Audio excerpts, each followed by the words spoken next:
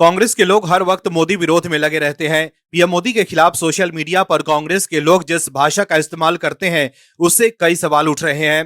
कांग्रेस के नेता राहुल गांधी भी अक्सर पीएम मोदी को लेकर विवादित बयान देते रहते हैं। वहीं राहुल गांधी जो भी आरोप लगाते हैं, उसको लेकर कोई ठोस सबूत नहीं दे पाते हैं, जिसको लेकर वो कई बार सुप्रीम कोर्ट में बैकफुट पर आ चुके हैं। और अब राहुल गांधी से जुड़े एक और मामले को लेकर कांग्रेस के लिए सुप्रीम कोर्ट से बुरी खबर आई है। दर्शकों, कांग्रेस के नेता राहुल गांधी अब बीजेपी और चुनाव आयोग पर वोट चोरी का आरोप लगा रहे हैं, लेकिन ना तो वो हलफनामा दे रहे हैं और ना ही कोर्ट जा रहे हैं। लेकिन आरोप लगाने में वो आगे रहते हैं। राफेल डील पर भी आरोप लगाकर राहुल गांधी ने चौकीदार चोर है का नारा दिया था, लेकिन बाद में वो अपने आरोपों को साबित नहीं कर पाए, तब उन्हें सुप्रीम कोर्ट में माफी मांगनी पड़ गई। वहीं चीन ने भारत की जमीन हड़प ली है वाले आरोप पर भी राहुल गांधी सुप्रीम कोर्ट में घिरने के बाद यू टर्न ले चुके हैं।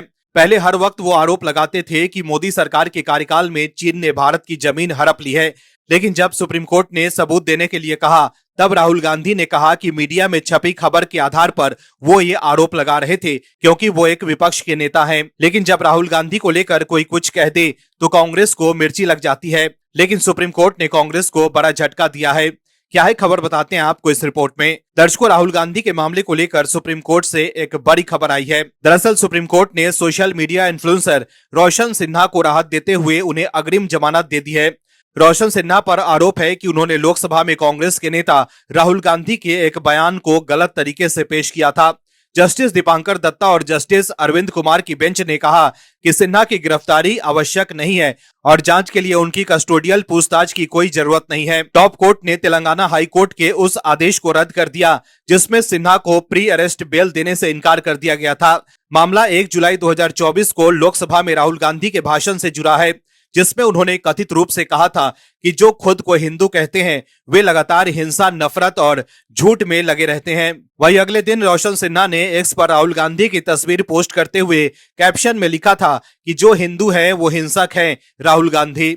इस पोस्ट के बाद ऑनलाइन विरोध बढ़ा और हैदराबाद के साइबर क्राइम पुलिस स्टेशन में एक कांग्रेस कार्यकर्ता ने शिकायत दर्ज कराई। इसके आधार पर सिन्हा के खिलाफ भारतीय न्याय संहिता की धाराओं के तहत जानबूझकर अपमान, झूठे बयान प्रकाशित करने और जालसाजी जैसे आरोपों में एफआईआर दर्ज हुई।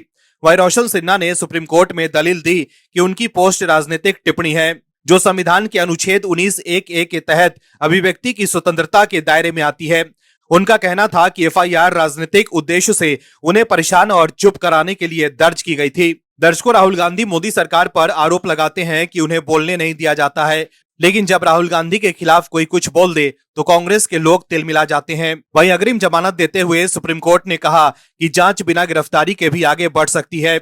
वहीं दूसरी तरफ दिल्ली ब्लास्ट को लेकर कांग्रेस के लोग पीएम मोदी पर निशाना साध रहे हैं।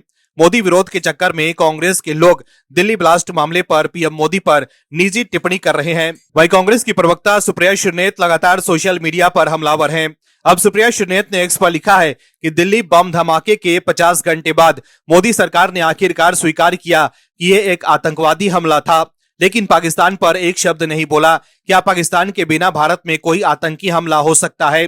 पहलगाम आतंकी हमले के बाद मोदी सरकार ने कहा था कि किसी भी आतंकी हमले को युद्ध की कार्रवाई माना जाएगा, लेकिन पाकिस्तान स्थित जैश ए मोहम्मद से जुड़े होने का हवाला दिए जाने के बावजूद सरकार की अब तक की प्रतिक्रिया इस वादे के बिल्कुल विपरीत है। क्या नरेंद्र मोदी ने उस समय बड़बोलेपन और अपनी छवि चमकाने के लिए भारत की सुरक्षा के साथ भद्दा मजाक किया था और अब अपनी बयानबाजी में फंस गए हैं? जो भी हो, मोदी की अज्ञानता और अहंकार भारत के लिए महंगा साबित हो रहा है। एक बात बार बार साबित हो रही है कि ये देश सुरक्षित हाथों में बिल्कुल नहीं है। दर्शकों, इस वक्त जब विपक्ष को सरकार के साथ कदम से कदम मिलाकर चलना चाहिए, तब कांग्रेस के लोग अपने ही देश के प्रधानमंत्री को घेरने में लगे हुए हैं।